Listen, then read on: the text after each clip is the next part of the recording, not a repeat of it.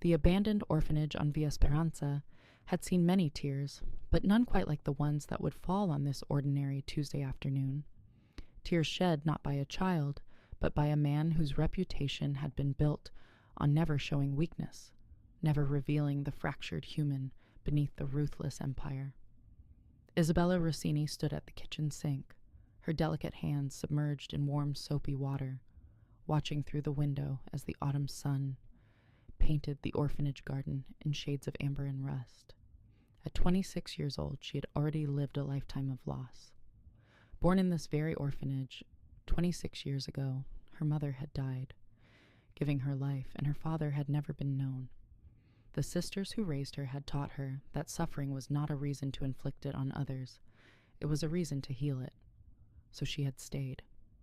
While other orphans aged out and moved into the world, Isabella remained, eventually becoming a worker, then a teacher, then the heart of Casa di Speranza. This morning, like every morning, she had woken before dawn. She had made the beds in the girls' dormitory, kissed each child on the forehead as they slept. These ritual acts of love were the invisible threads that held the orphanage together. She had checked on Marco, who had nightmares from his past, ensuring he was calm and breathing peacefully. She had sat with Julia, the oldest child at 14, helping her with mathematics homework before the girl had to help in the kitchen. She had braided little Rosa's hair, always a tangled mess in the morning, and listened to the child's rambling dreams about becoming a dancer. These acts were not part of her job description. They were what she did because these children were hers, even if the law said they were not. The wooden spoon she used to stir the minestrone soup hung heavy in her hand. 37 children depended on her meager wages that barely covered her own rent, wages she mostly returned in the form of books, seeds for the garden, and extra food. The donations that barely trickled in went directly to medical care, winter heating, and the repairs that the aging orphanage constantly demanded. She had made a choice years ago. Comfort or meaning. She had chosen meaning. The kitchen was a small empire of necessity, a place where she performed daily miracles of stretching lentils and rice into nourishing meals. Sister Margaret often joked that Isabella could feed an army on the price of a good wine bottle. But it was no joke to Isabella. Every denarius mattered. Every child's stomach that needed filling was a responsibility she took with absolute seriousness. Her cardigan was faded, soft blue, once vibrant, now soft as a whisper. Her apron stained with the honest marks of care, tomato sauce, flour, the evidence of love made tangible. Her hair was pulled back in a practical braid, with wisps falling loose around her face, strands she would push back with wet hands throughout the day. Her feet ached, her back perpetually hurt. Her heart was fuller than any bank account could ever be. From the courtyard outside, she heard laughter, pure, unburdened, the sound of childhood uncorrupted by the darkness that had touched too many of these children's early lives. She smiled despite her tired feet and the persistent ache in her lower back from standing all day. That laughter was her wages. That joy was her payment. Little Matteo ran past the window, his curly, dark hair bouncing with each enthusiastic step, his hand clasped tight in that of an older boy. Matteo had arrived at the orphanage 3 years ago, left in a basket at the gates with nothing but an expensive silk blanket and a note that said only his name, Matteo. No surname, no explanation. Just a child, as unwanted as they came. Isabella had held that little boy through his first night, his inconsolable weeping, his small body trembling with abandonment. She had sung to him, rocked him, promised him in whispered Italian that someone, somewhere, would love him, that someone had become her.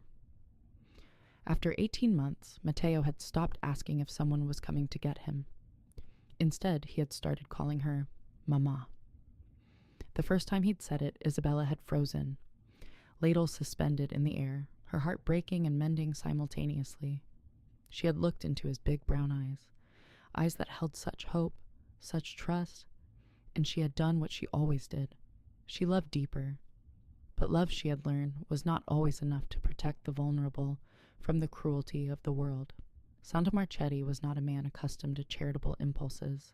At 34, he was a master of the criminal empire that spanned 3 countries, an architect of power built on ruthlessness and calculated violence.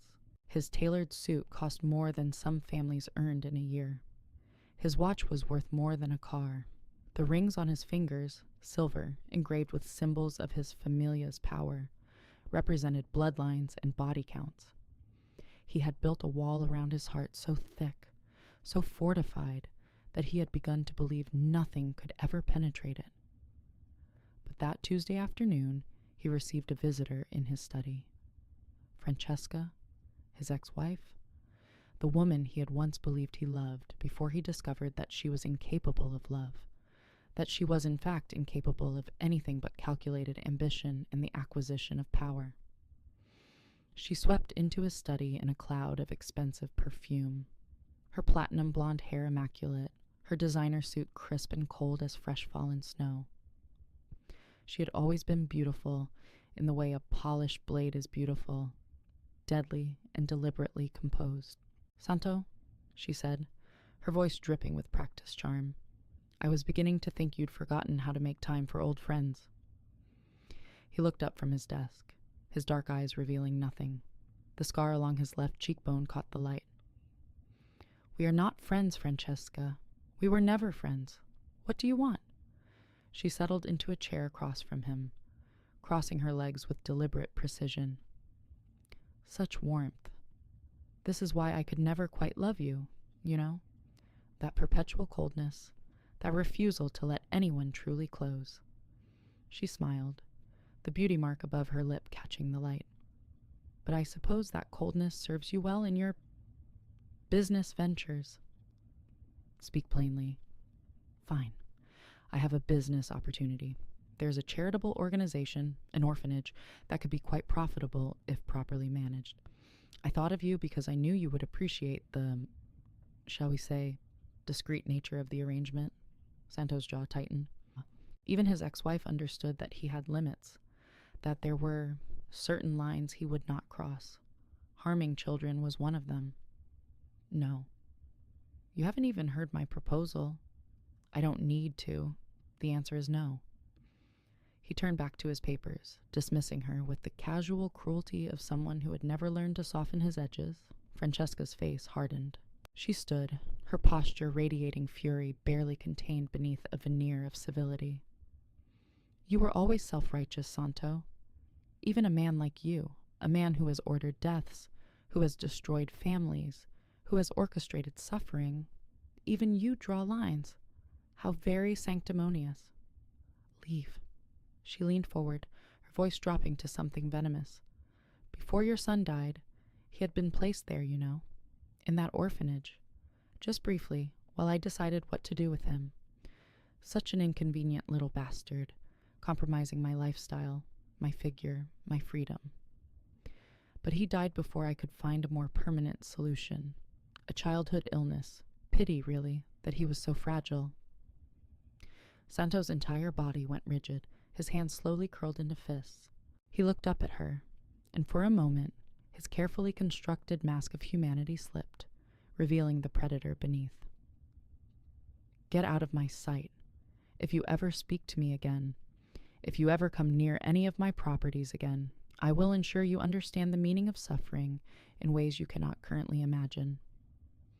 The ice in his voice, the absolute certainty that he would make good on this promise, sent Francesca fleeing from the study. After she left, Santo sat alone in his study as afternoon light faded to dusk. He had a son, a boy he had never known existed. Francesca had told him the child had died, had told him in a casual phone call years ago, her voice light and unburdened, as if she were canceling a reservation at a restaurant, rather than informing him that his child had ceased to exist. He remembered that day with crystalline clarity. It had been early spring, nearly 4 years ago. He had been in a meeting, discussing a shipment of goods that had come through the port, goods that were not always legitimate. Francesca's call had come through his personal line, the one reserved for family and immediate business. The baby died, she had said, and he had asked her to repeat it, certain he had misheard. The baby. It died. An infection, the doctor said. It was very small, very fragile. These things happen. When? Santo had demanded. A week ago. I had it cremated. There was nothing you could do, Santo. It's finished now. We can move on with our lives. We can move on. As if a life, his life, their child's life, was something that could simply be set aside like a finished meal.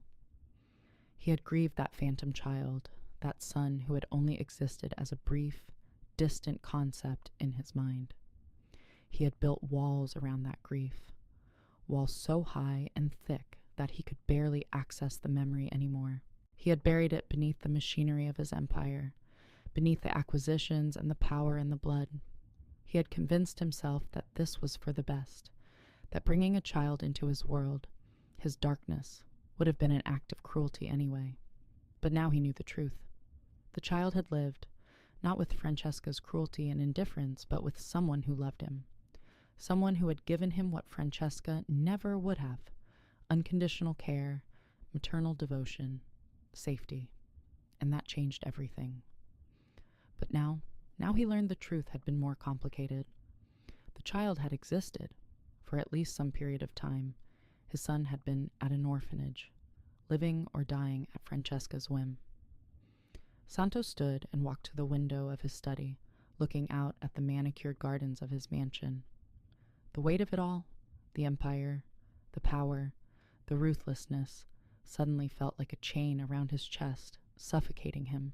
He pulled out his phone and called his most trusted lieutenant. I want you to find out about an orphanage called Casa di Speranza. Get me everything. The names of the staff, the children there, the financial situation, everything. Do it quietly. The next morning, Santo had a file on his desk. His hands actually trembled as he opened it, something that had never happened, not even in the most tense negotiations with rival families. The staff roster showed 12 names. The director was a woman in her 60s, named Sister Margaret.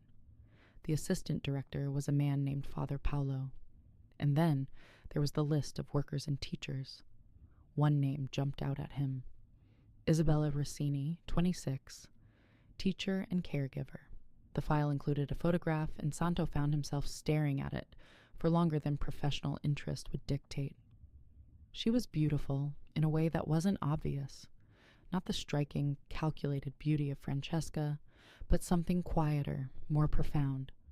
Kind eyes, tired eyes, the eyes of someone who had learned to love despite having lost everything. The file also listed the children currently resident at the orphanage. There were 37 names. One name was circled in red by whoever had compiled the file. Matteo, age 4, arrived 3 years ago. Origins unknown, currently thriving in the care of the facility. Santo closed his eyes. 3 days later, Santo stood at the gates of Casa di Speranza. He had not planned to come himself. This was beneath him, this personal reconnaissance. He had armies of people to conduct such business, but he had found himself unable to delegate this. The need to see, to verify, to understand what, if any possibility existed, that this was his son, burned through his carefully cultivated indifference with the intensity of a fever. The orphanage was smaller than he had expected, more humble. The terracotta walls were weathered, the blue door faded from sun and time. A garden with apple trees and struggling roses surrounded the building. It was the kind of place that made you feel the weight of poverty, but also the triumph of hope. Someone cared for this place with their whole heart. Santo adjusted his suit jacket, removed his rings. They were too much, too obviously dangerous, and rang the bell at the gate. A young woman appeared within moments. Not Isabella. He knew her face from the photograph, but another staff member, this one older, tired. See? I wish to make a donation to the orphanage, Santo said, his voice careful, intentionally softening the sharp edges. I have been thinking about the work you do here, and I would like to help. The woman's eyes widened. Even in this small orphanage, Santo's reputation preceded him. She likely knew exactly who he was, what he was, but desperation and gratitude overcame fear. "Please come inside. I will get Sister Margaret." He was led through the main hallway, his expensive shoes echoing on worn tile floors. The walls were covered with children's drawings, bright, hopeful, unburdened by darkness. The smell of minestrone soup wafted from the kitchen, and beneath it, something else. Love.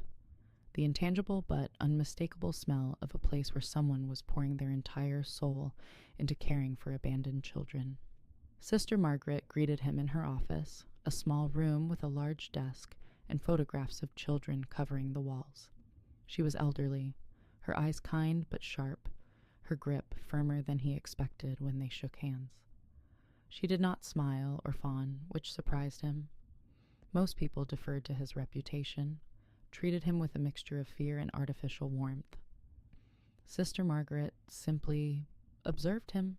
"Signor Marchetti," she said carefully, gesturing to a chair. "We are honored. Though I confess your visit is unexpected. Men like you do not typically concern themselves with orphanages." He appreciated her directness, even as it made him slightly uncomfortable. "I would like to tour the facility if I may, to see where my donation would go, to understand the work being done here." She studied him for a long moment, and he had the disconcerting feeling that she was looking past his carefully constructed exterior, past the dangerous man in the tailored suit, to something vulnerable beneath. It was not a comfortable feeling. Santo had trained himself never to be vulnerable, never to be read. Finally, she stood. "Of course. Come." They walked through the orphanage together, and with each step, Santo felt something shifting inside him.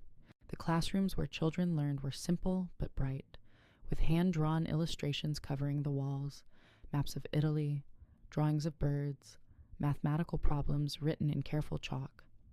In one room, he saw a girl of perhaps 10 teaching a younger child to read. Her face concentrated with the seriousness of someone who took her responsibility deeply. The bedroom where children rested held a dozen small beds, each with a colorful quilt, each with a stuffed animal or doll, positioned with care. The room smelled of children, that particular scent of innocence and safety. There was no institutional coldness here. Each bed was a home. He saw the kitchen where someone, and he knew without being told it was Isabella, had prepared meals from seemingly nothing. The walls held hooks with herbs drying from strings. The counter was clean but worn from decades of use. On a shelf, he saw jars labeled in careful handwriting. Beans from 1984, preserved tomatoes, honey from the garden. This was a place built on love and ingenuity. The library was his favorite. Books everywhere, some old and cherished, some newer donations. Comfortable chairs positioned by windows where light poured in. He stood in the doorway and felt a strange ache in his chest.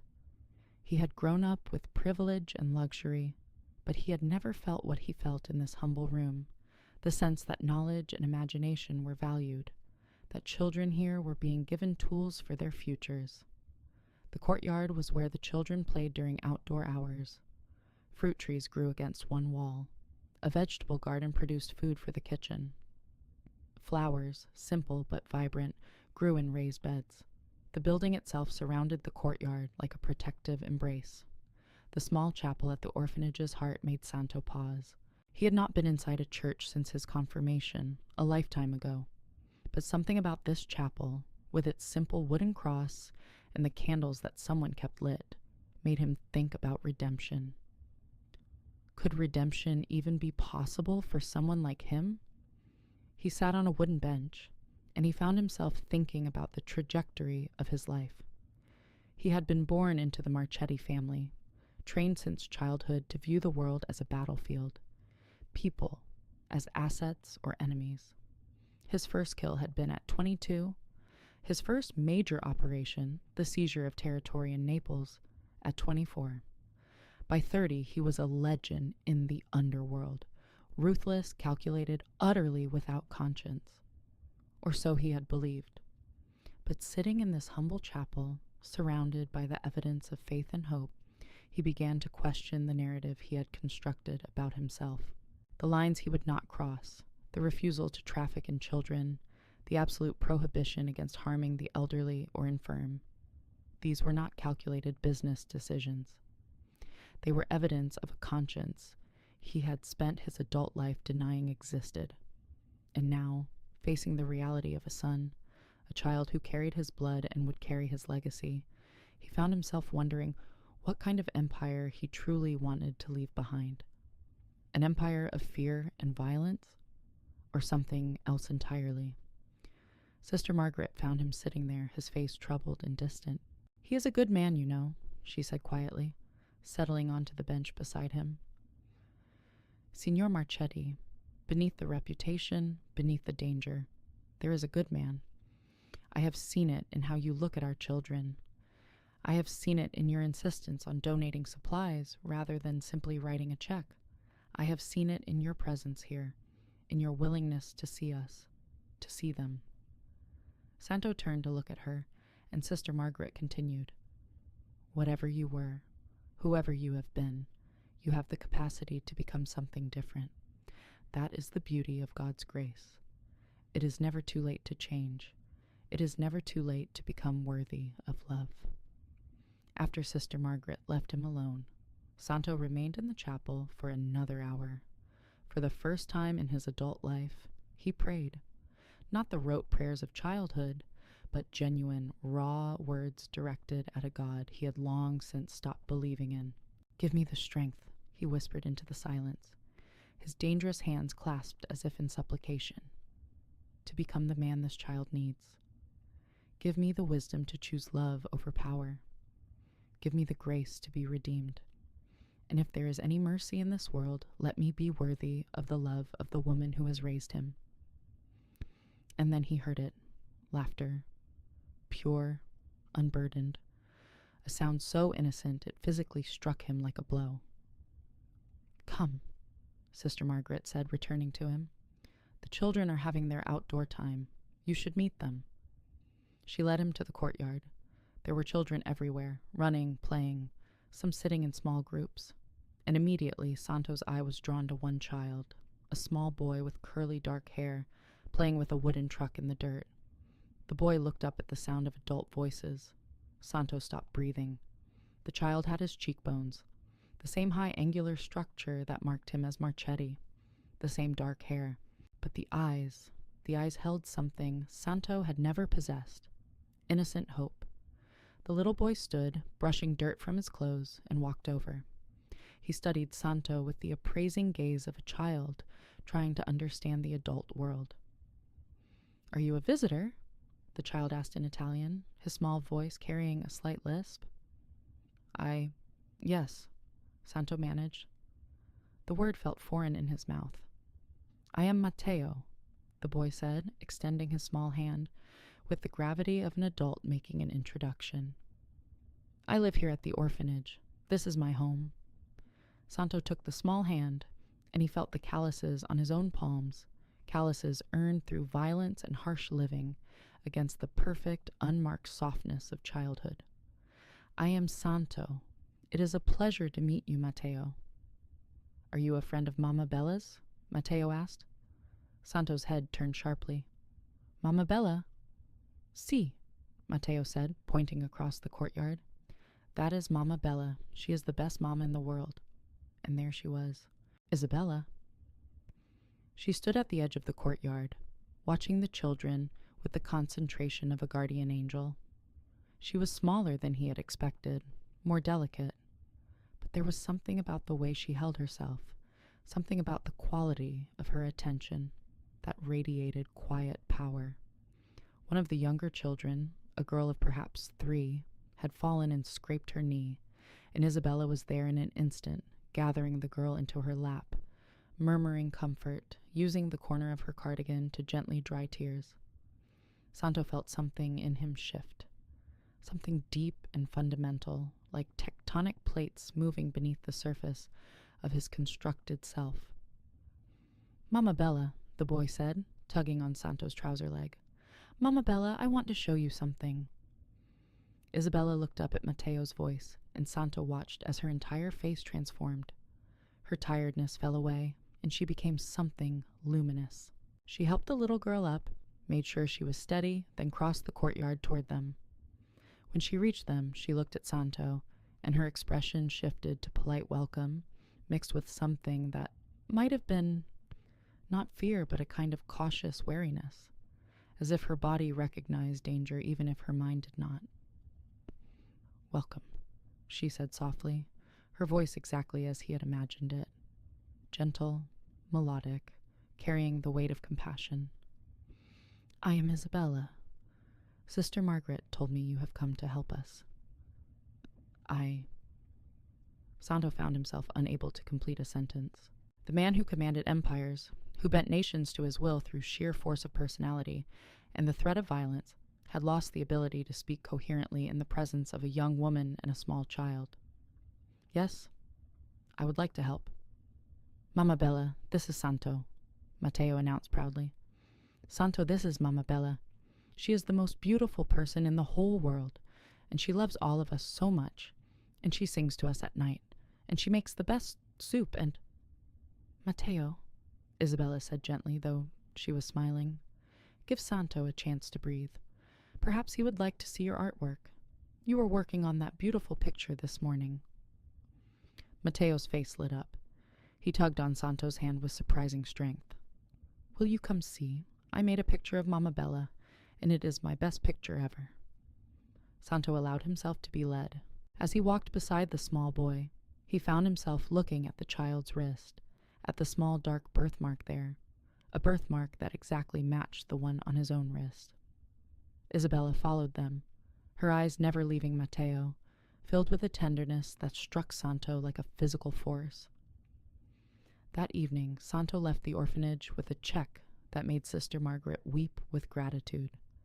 He told no one who he was visiting, no one about the child, no one about the woman whose kindness had shattered something in him that he had believed unbreakable. He drove back to his mansion, that palace of cold beauty, and for the first time in years it felt truly empty. He pulled up the file on Matteo. The origins unknown, no surname, no indication of where the child had come from. He made calls, pulled records, used his connections in ways that bypassed normal channels. By midnight, he had the truth. 3.5 years ago, Francesca had been pregnant with his child. He had known, she had told him, and he had made arrangements, set up accounts for the child's future. But then, 6 weeks before the due date, she had called him and said she had miscarried. He had accepted this as fate. He had grieved in his way, and then he had moved on. But that wasn't what had happened. What had actually happened was this. Francesca had given birth to a healthy boy, Santo's son. But she had wanted her old life back, the freedom, the parties, the ability to move through the world unburdened by a child. So she had driven to Casa di Speranza. She had left the infant, not yet 6 months old, at the gates with a note containing only the name Matteo, and she had driven away. She had then called Santo and told him the child was dead. Santo sat in his study as dawn broke over the city, and he did something he had not done since childhood. He wept. Over the next 3 weeks, Santo visited the orphanage 11 times. He came with supplies, new beds, textbooks, a generator for the kitchen, funds to repair the roof, funds to expand the vegetable garden. He came with donations so substantial that they transformed the facility's financial situation from desperate to stable. But truthfully, he came to be near his son. He came to watch Matteo play, to listen to him speak, to see the way the boy approached the world with curiosity and trust and a sense of safety that Santo had lost so long ago he could barely remember ever having it. And he came to be near Isabella. He told himself this was a secondary motivation, that his primary concern was verifying the paternity, understanding the situation, reclaiming what was his. But these were lies, he told himself, and they became increasingly unconvincing. Isabella, for her part, became gradually less wary. She understood, perhaps from Sister Margaret, perhaps from her own intuition, that Santo was not a threat to the children. She saw how gently his dangerous hands interacted with the smallest residents. She saw how his fierce, controlled presence somehow made all the children feel safer. But she remained professionally distant. There was a wall between them, and Santo understood why. She was a woman who had learned that the world was dangerous, that people left, that love was not always reciprocated. She was protecting herself, protecting the children, maintaining professional boundaries with a man who, regardless of his newfound gentleness toward the orphanage, was still dangerous. Santo had built his empire on his ability to read people, to understand their weaknesses and motivations. But Isabella confounded him. Every time he thought he understood her, he discovered new depths. Her intelligence was subtle but profound. Her courage, remaining in a place of poverty and hardship because she loved these children more than she loved ease and safety, was the most genuine courage he had ever encountered. The turning point came on a Wednesday afternoon. Santo had brought supplies again, art materials, books, new winter clothes for the children. Isabella was helping them put the supplies away, and one of the older boys, a child of perhaps 8, who had arrived at the orphanage badly traumatized, had a panic attack triggered by something in the chaos. The boy, Bruno, curled into himself on the floor, hyperventilating, consumed by terror that his mind was reliving some past horror. Santo immediately backed away, giving the child space. He had witnessed trauma before. He understood that his presence, his dangerous aura, might make things worse. But Isabella knelt beside Bruno, her movements slow and deliberate, her voice dropping to something that was hardly more than a whisper. She didn't touch him, didn't try to comfort him the way most people would. Instead, she simply sat beside him, present without intrusion, and she began to sing. The song was in Italian, something old and folk-like, a lullaby perhaps. Her voice was untrained but pure, and it carried the weight of genuine care. As she sang, Santo watched Bruno's breathing gradually slow. The terror in his eyes gradually faded, replaced by trust. When Bruno was calm enough, Isabella helped him to his feet and led him to her small office, where she sat with him and simply existed beside him, not asking him to talk, not forcing comfort upon him, just being present. Santo found himself unable to look away. When she emerged from her office an hour later, she found him sitting in the courtyard, Matteo asleep against his chest, the small boy's curly hair against Santo's expensive suit jacket. Isabella's expression softened in a way he had never seen before. "He loves you," she said quietly, sitting beside them. Santo didn't know how to respond. "I am a visitor. He will forget me when I stop coming." Isabella shook her head. "Matteo doesn't forget the people he loves, and he loves you, Santo. I don't know why. I don't know what that means, but I know it's true." Santo looked down at the sleeping child. Even unconscious, Matteo was smiling slightly, his small hand curled around Santo's finger. In that moment, something fundamental shifted in Santo. The need to reclaim, to possess, to control. It transformed into something else.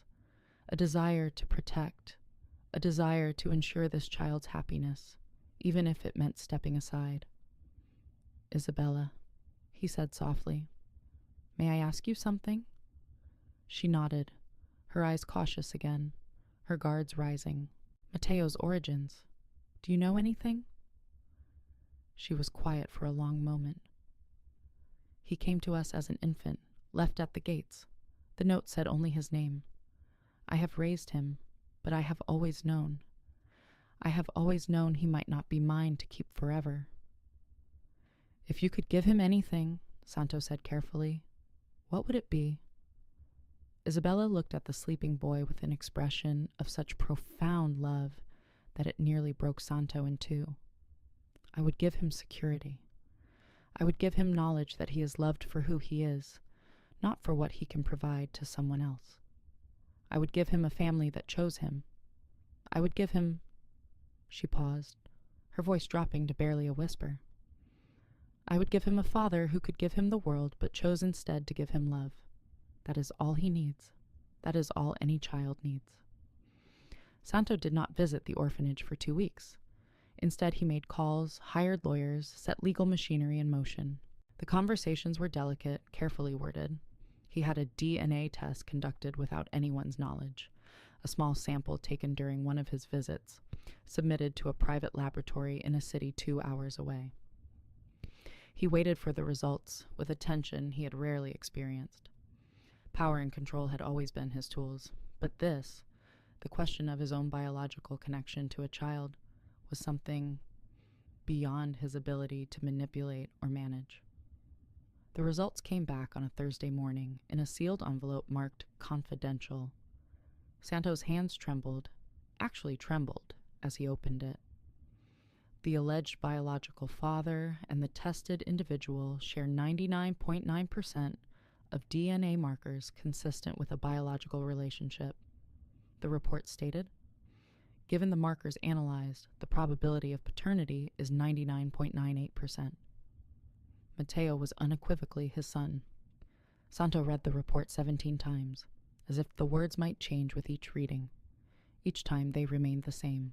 This child, this small, curly-haired boy who called another woman Mama, was his blood, his son.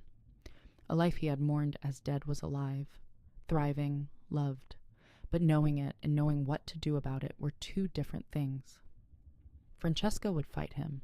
She would use the custody situation as leverage, would threaten to expose details of his criminal enterprise, would extract a price that was probably substantial. And more importantly than anything, there was Isabella. Isabella loved that child. She had loved him when he was unwanted, when no one else in the world wanted him. She had healed him, raised him, given him the only maternal love he had ever known. What right did Santo have to disrupt that? And beyond the question of Matteo's welfare was the question that had begun to consume his thoughts. What right did Santo have to step back into the light that was Isabella, knowing that he would inevitably dim it? He was a man built on violence and cruelty and darkness. He was a man who had ordered deaths, orchestrated suffering, built his empire on other people's destroyed lives. Isabella was light, goodness, the antithesis of everything he was. Being near her was like placing something precious and fragile in hands that had destroyed so much. But he loved her. He understood with crystalline clarity that he had fallen in love with Isabella Rossini, and that this love was the most dangerous thing that had ever happened to him. It was Matteo who brought them back together. After 2 weeks without a visit from Santo, the boy had become withdrawn. He had stopped laughing. He had started asking Isabella if Santo was ever coming back, if he had done something wrong, if Santo didn't like him anymore. Isabella watched the child's heart break with her own, powerless to explain why their visitor had disappeared. She had seen the connection between Santo and Matteo, had recognized it from that very first day for what it was, though she couldn't articulate it fully. Something deep, something fundamental, something that transcended the normal bonds of acquaintance. There was a recognition in the way they looked at each other, a pull that seemed almost magnetic, as if two separated pieces of a puzzle were slowly finding their way back together. She had spent her life learning to read people, understanding the subtle languages of emotion and connection that humans spoke but rarely verbalized. She could see in Santo's face a man wrestling with something profound, something that went beyond casual charity or passing interest in an orphanage.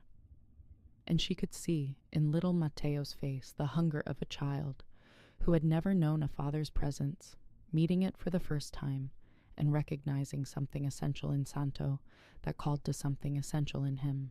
The question she wanted to ask burned behind her eyes. Who are you to him? Why does he look at you as if you hold all the answers to his life? Why does my little boy cling to you as if you are the missing piece of his heart? But she remained silent, giving both of them space to discover whatever they needed to discover. That was what love looked like, not demanding answers, but creating safe space for people to become who they needed to be. It was on a Thursday morning when Santo returned. He walked through the gates carrying a small wooden box. Matteo, who had been sitting dejectedly in the courtyard, saw him and broke into a run. "You came back!" Matteo shouted, throwing himself at Santo with complete abandon. "You came back! I thought you didn't like me anymore." Santo caught the boy and lifted him up, holding him close, his face pressed against Matteo's small shoulder as he breathed in the smell of childhood, soap and autumn air and innocence. "I will always come back," he said, his voice rough with emotion. "I will always come back to you." Isabella stood in the doorway of the kitchen, watching the reunion. She had her hand over her mouth, and her eyes were bright with tears. Santo set Matteo down and opened the wooden box. Inside was a toy soldier, hand-carved from wood, painted in detail. It was beautiful, intricate, the kind of treasure a child would cherish forever. "For me?" Matteo breathed, taking it with reverent care. "For you," Santo confirmed. "I made it myself." This was a lie. Or perhaps it was the truest thing he had said in years. He had not made it himself. He had commissioned a master craftsman to create it, had watched as the man carved it with loving attention. But in a larger sense, it was true. He had made it with his own hands, his own will, his own love. Isabella approached them slowly. "That is very kind, Santo," she said carefully. "Matteo, why don't you take your gift inside and show the other children? Perhaps you can tell them the story of how Santo came to visit us." Matteo clutched the soldier and nodded, but before he left he looked up at Santo with the clarity that only children possess. "Will you stay for dinner? Mamma Bella makes the best soup." Santo looked at Isabella over the boy's head. "Would that be welcome?" Isabella's expression was complicated, hope and fear and something else, something that looked like longing. "If you wish," she said softly. That evening, as the sun set over the orphanage courtyard, Santo sat at a long table with 37 children and 3 adults. The minestrone soup was humble, lentils, tomatoes, vegetables from the garden, all stretched to feed far more mouths than it was meant to, but it was also without question the best meal he had ever eaten. Isabella sat across from him, helping the youngest children eat, her movements graceful and efficient, her eyes always tracking her charges.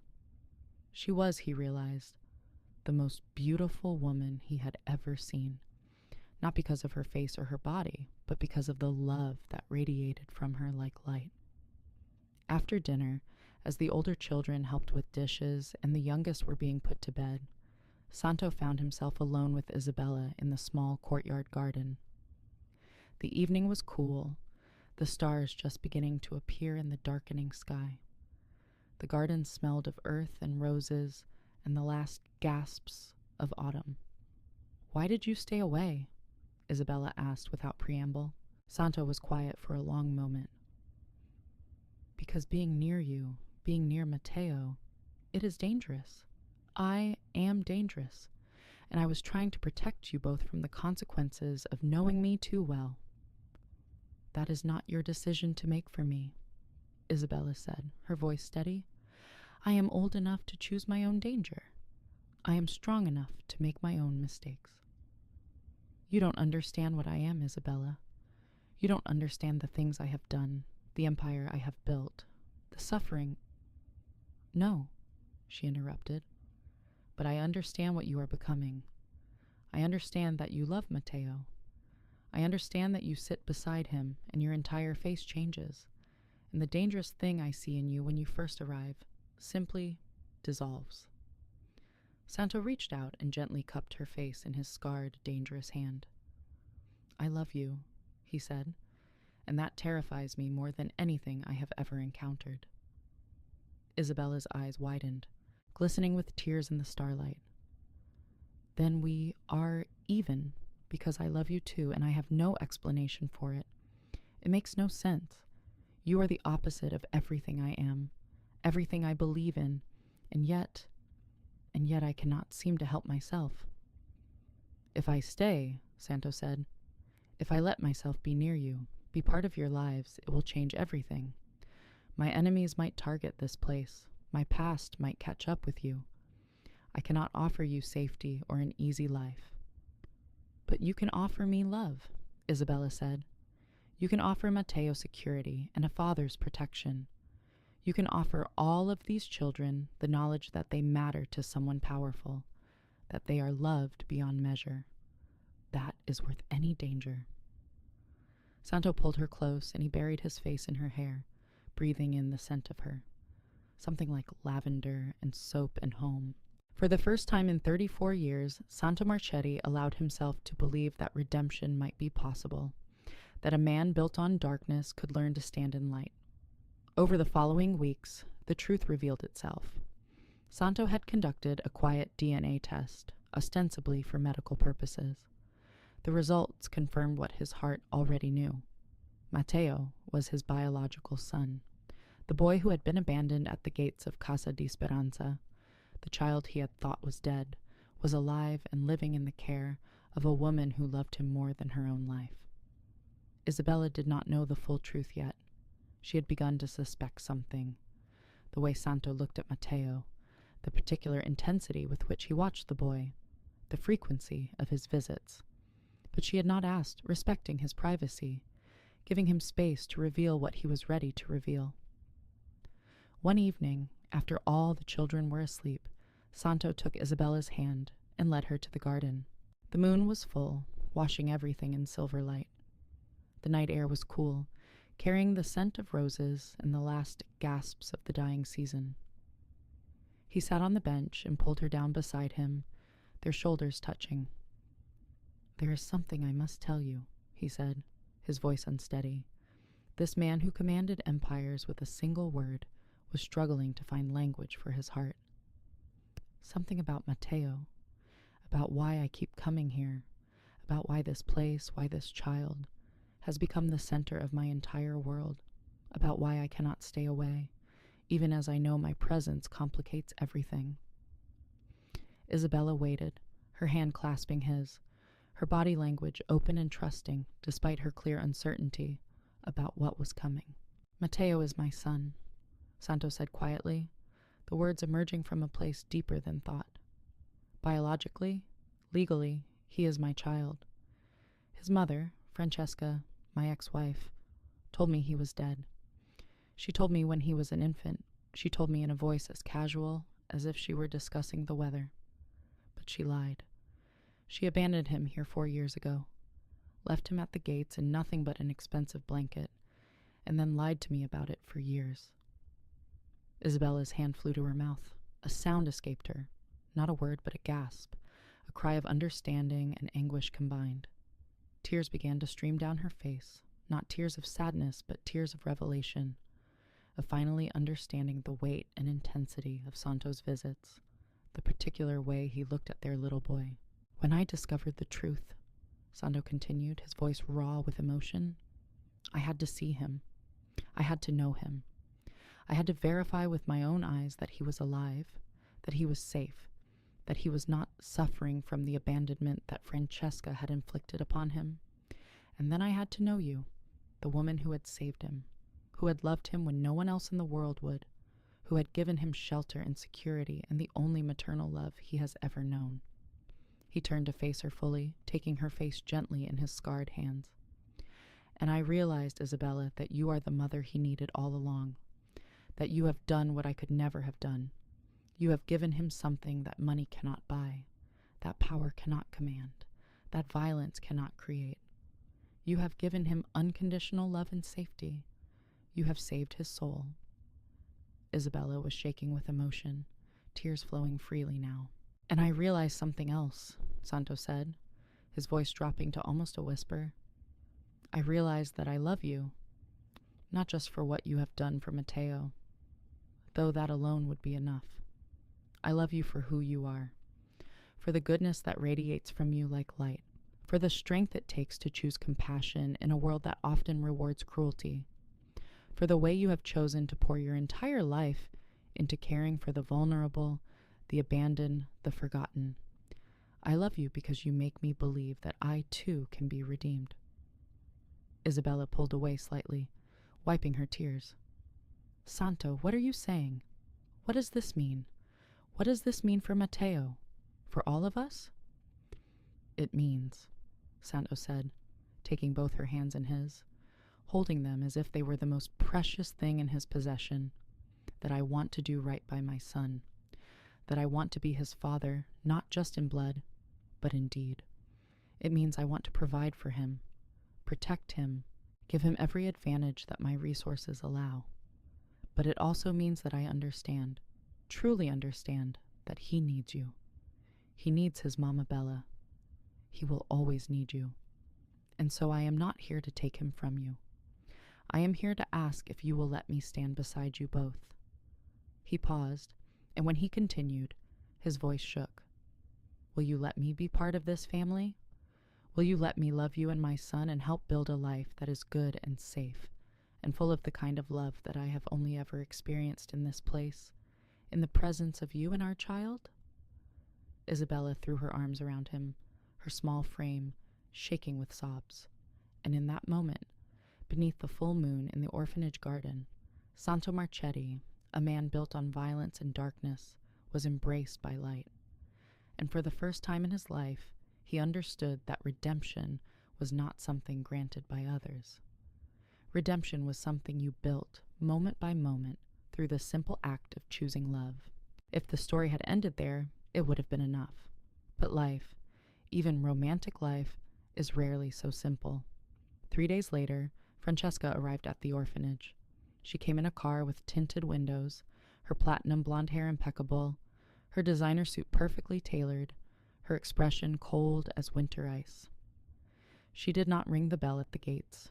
Instead, she simply had her driver open them and walked directly into the orphanage as if she owned it. Isabella was in the classroom, teaching a lesson in basic arithmetic, when one of the older children whispered, "There is a woman at the door, a beautiful woman. She looks angry." Isabella excused herself and went to investigate. Francesca stood in the hallway like a predator who had finally located her prey. When she saw Isabella, her lips curved into something that was not quite a smile. "So you are the orphanage worker who has been monopolizing my son's time." Isabella felt ice slide through her veins. "Your son?"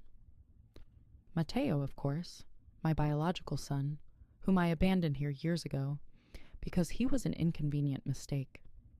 I have recently learned that Santo has been visiting, playing the devoted father." Francesca's eyes glinted with something vicious. "How touching, and how very naive of you to think I would allow my child to be raised in poverty by someone with no legal claim to him." "Matteo belongs with the people who love him," Isabella said quietly, her hands shaking. "You abandoned him. I raised him. He is mine in every way that matters." How quaint. Unfortunately, the law sees things rather differently. I am his biological mother. Santo, despite his unique position, is his biological father, and you are merely an employee of a barely funded orphanage.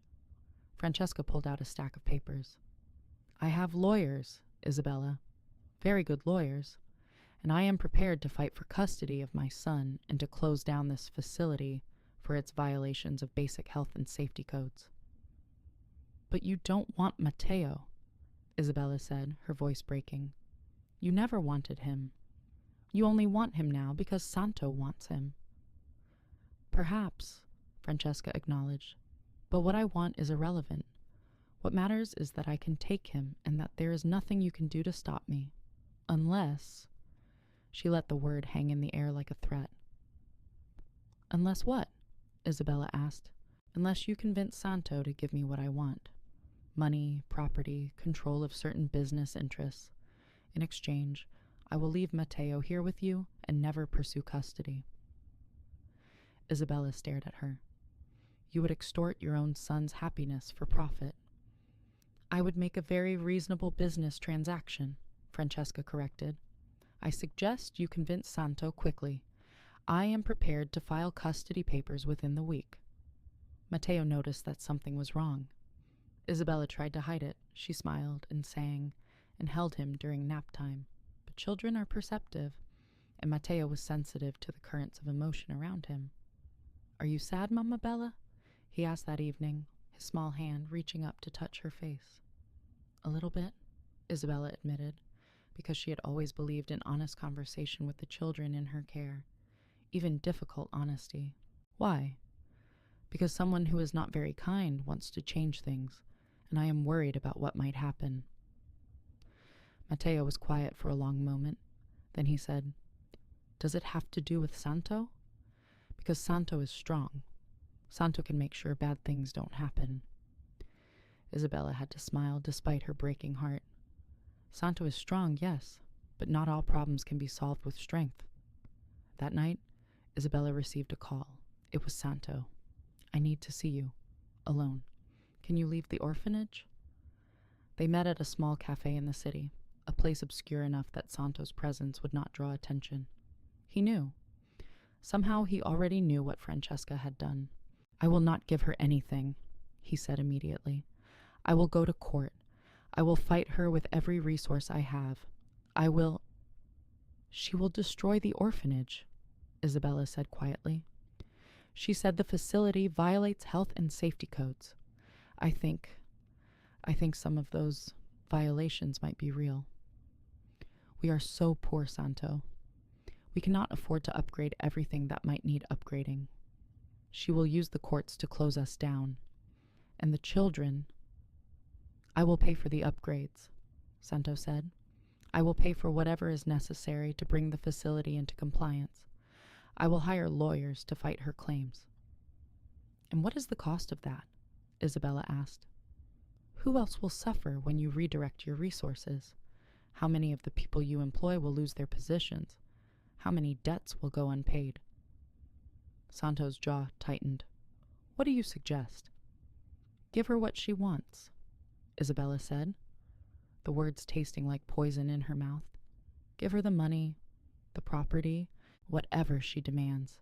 That is the easiest solution." "No," Santo's voice was absolute. "I will not pay a ransom for my son's happiness. I will not teach Matteo that this is how the world works, that love is negotiable, that people can be bought and sold." "Then what?" Isabella asked, tears streaming down her face. Santo stood and pulled her into his arms, right there in the small cafe, not caring who saw them. "Then we fight," he said fiercely. "We fight with everything we have. We fight in the courts. We fight for Matteo. We fight for the orphanage. We fight together." The fight lasted 3 months. It was brutal and methodical and played out in a series of courtroom battles that tested Isabella's faith and Santo's resolve. Santo hired the best family law attorneys money could buy, men and women with brilliant minds and the tenacity of wolves. They discovered that Francesca's claims about health and safety violations were exaggerated, rooted in petty grievances rather than legitimate safety concerns. One by one, they brought expert witnesses to testify that Casa di Speranza was operating above standard, that the children were healthy and thriving, that the facility was a model of how an underfunded orphanage could still provide exceptional care. They uncovered evidence that she had abandoned an infant at the gates of the orphanage, without legal documentation, without notification to authorities, without any attempt to establish guardianship arrangements. The evidence showed that her abandonment had been deliberate and calculated. She had simply left the child and walked away, telling no one, leaving no way for the boy to be traced back to her. The lawyers used this evidence to argue that her abandonment, occurring years before she filed for custody, had effectively severed her parental rights. By abandoning the child, by lying about his death, she had surrendered her claim to motherhood. But the most devastating blow came from the investigation into Francesca's lifestyle.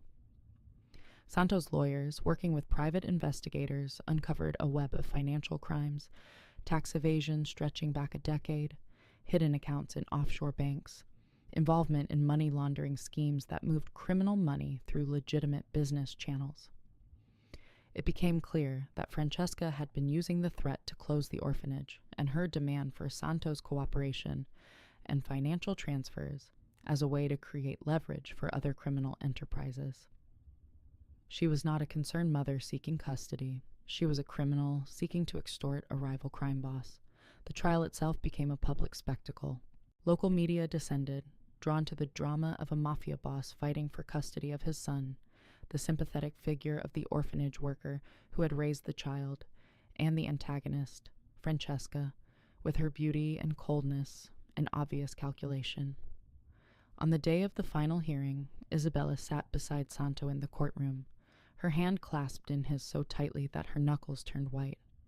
Matteo was in the hallway with Sister Margaret, too young to be subjected to the ugliness of the proceedings.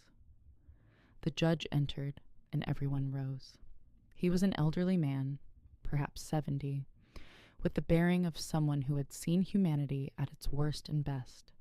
He had reviewed all the evidence: the abandoned child, the years of care provided by Isabella, the DNA evidence confirming Santo's paternity, the evidence of Francesca's crimes. When Francesca's lawyer tried to argue that she was a fit and proper person to raise the child, that her years of absence could be explained by her own trauma and emotional difficulties, the judge held up a hand.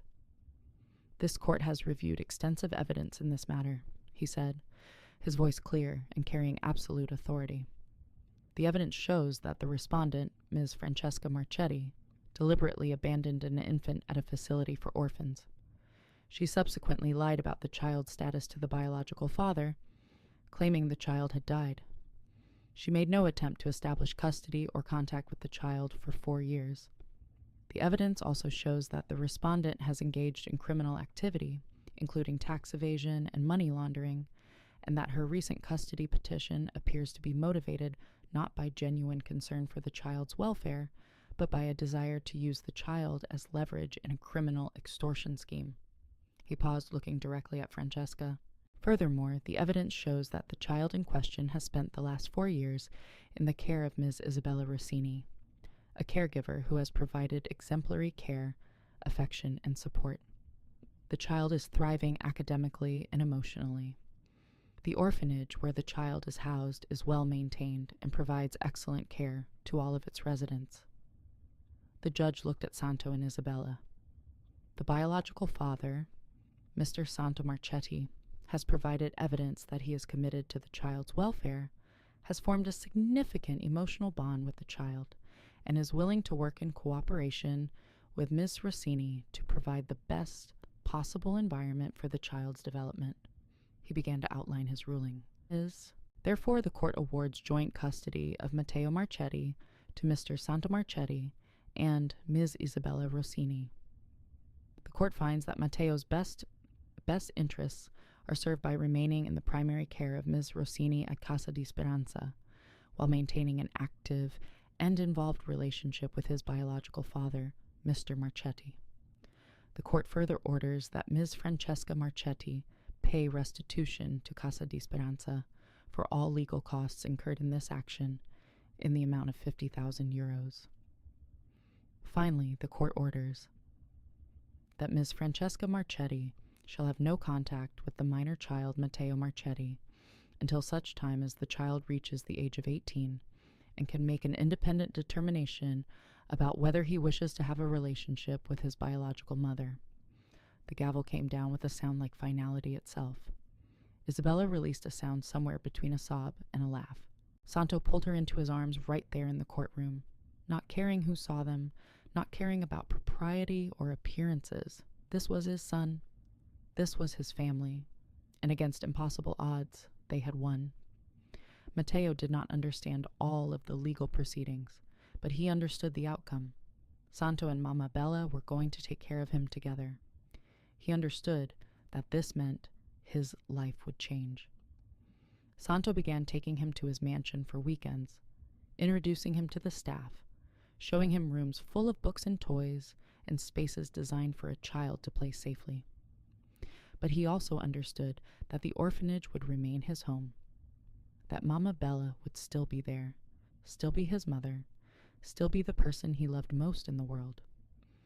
On the day the court decision was finalized, Santo stood in the courtyard of Casa di Speranza and held Isabella's hand while Matteo ran in circles, celebrating in the way only a 4-year-old can.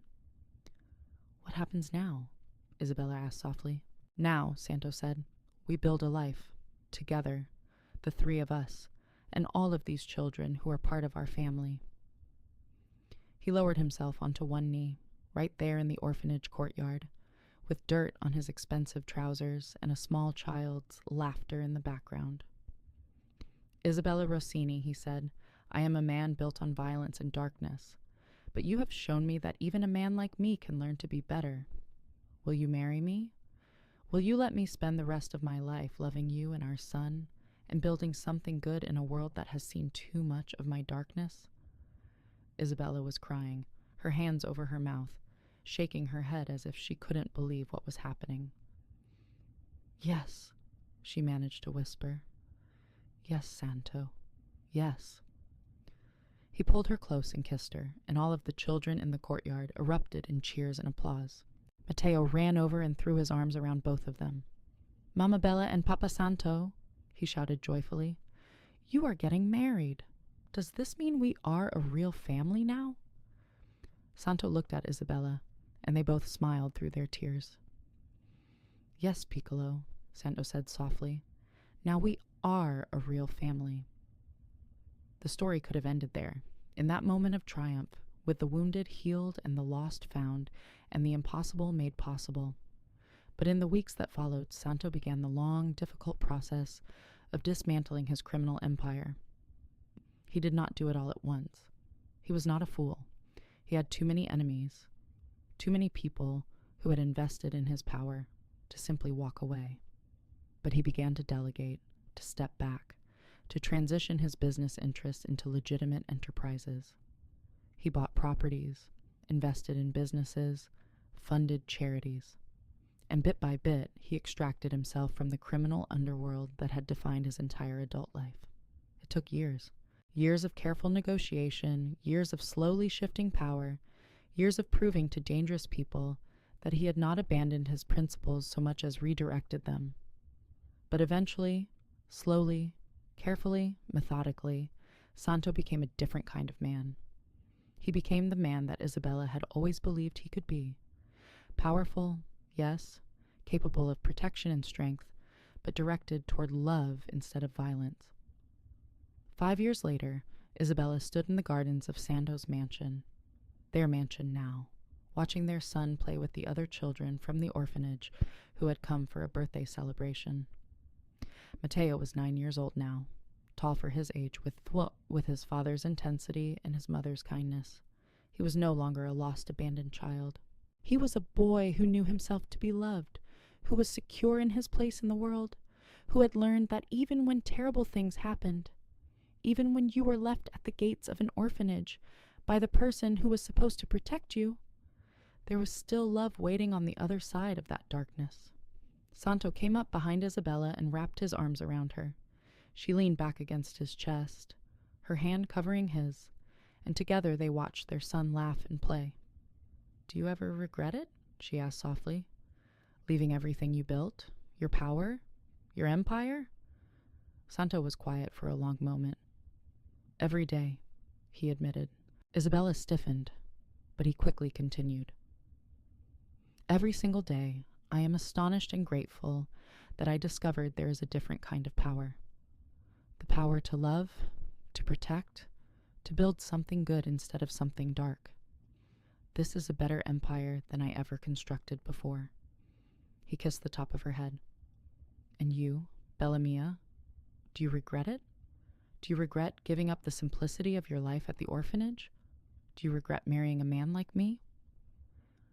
Isabella turned in his arms and looked up at him, and her eyes held all of the love and certainty she had ever possessed. Not for a single moment, she said. You showed me that even the most damaged heart can learn to love. You have given me and Matteo security, a real home, a future. And more than that, you have let me continue my work at the orphanage. You have funded its expansion. You have helped me create a better life for dozens of children. She rose on her toes and kissed him softly. You are the best thing that ever happened to us, Santo Marchetti, and I am so grateful that Matteo had the courage to call me Mama, because that first act of love set in motion everything that led to you. That evening, as the last of the visiting children were being driven back to the orphanage, Matteo fell asleep between his parents, on a large sofa in the mansion's main room. Santo looked at his son's face, peaceful, content, utterly secure, and he thought about the boy Matteo had been, abandoned, unwanted, alone.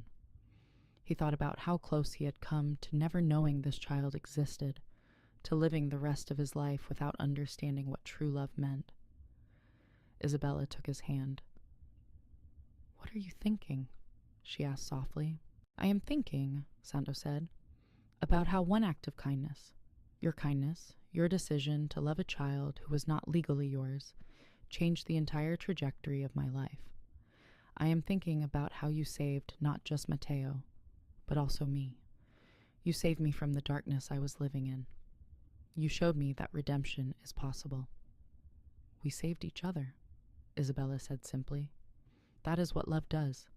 It transforms darkness into light. It turns the abandoned into the beloved.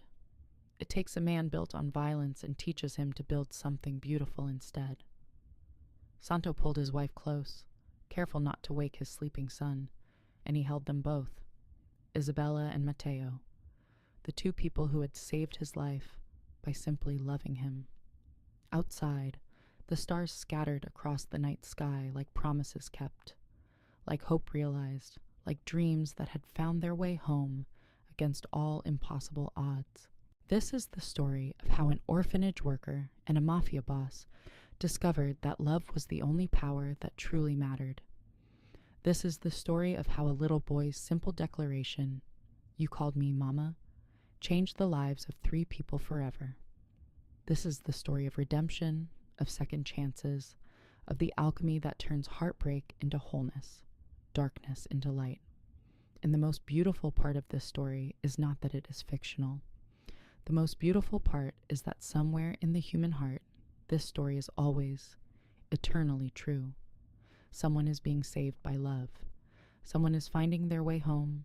Someone is learning that they matter, that they are worthy, that they are loved beyond measure. 10 years later, Matteo was 14 years old now, tall for his age and thoughtful beyond his years, with his father's striking intensity of presence, tempered beautifully by his mother's gentleness of spirit.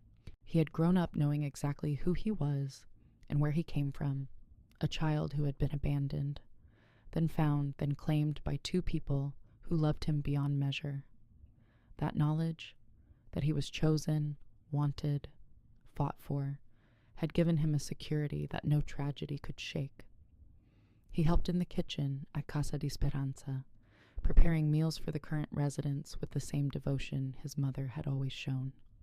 He tutored younger children in mathematics, explaining difficult concepts with patience that came from understanding what it felt like to struggle and be helped by someone who cared. He assisted his father with the legitimate business enterprises that had replaced the criminal empire, learning about ethics and profit, about power exercised justly rather than cruelly. He was developing into a man of consequence, a man who understood both privilege and compassion, power and vulnerability, a man who would one day lead not through fear, but through the strength of his character and his capacity to love. Santo had fully divested from his criminal empire. It had taken years of careful negotiation, strategic withdrawal, and proving to dangerous men that he was no longer an asset, but a liability in their schemes. He had redirected his considerable resources toward legitimate enterprises, real estate development, social services, education initiatives. He had become, quietly and without fanfare, one of the most significant philanthropic forces in the region. Isabella, at 36, had never looked more beautiful. She stood in the mansion garden, their mansion now, though it still housed at least a dozen of the oldest orphans, teenagers who had aged out of Casa di Speranza, but needed continued support. She wore a simple white dress, nothing elaborate, just white cotton and her mother's lace. In her hands she held a bouquet of roses and wildflowers picked from the gardens she had designed herself. Santo stood at the altar they had set up in the garden, looking at his wife of 3 years, They had married quietly and without ceremony after the court ruling, but Isabella had wanted a celebration, an acknowledgement of their commitment. So they stood again before witnesses, before God, before the children and staff of Casa di Speranza and the extended family that had grown around them. When Isabella reached him, Santo took her hand. He looked at this woman who had saved his son, who had saved him, and he promised once more to love her, to honor her, to spend the rest of his life becoming worthy of the love she had shown him. Matteo stood as a witness, official in his role, his young face serious and proud. He understood that this ceremony was about acknowledging what his parents had already become to each other, the center of his world, the foundation upon which his security and joy were built. To those of you watching this story, I want to say something directly. You may have experienced abandonment. You may have been told you were unwanted, that you were too much trouble, that you were a burden. You may have survived trauma, loss, displacement, the deep pain of knowing that the people who should have loved you chose instead to turn away. I want you to know this. Your story is not finished. Your ending has not been written.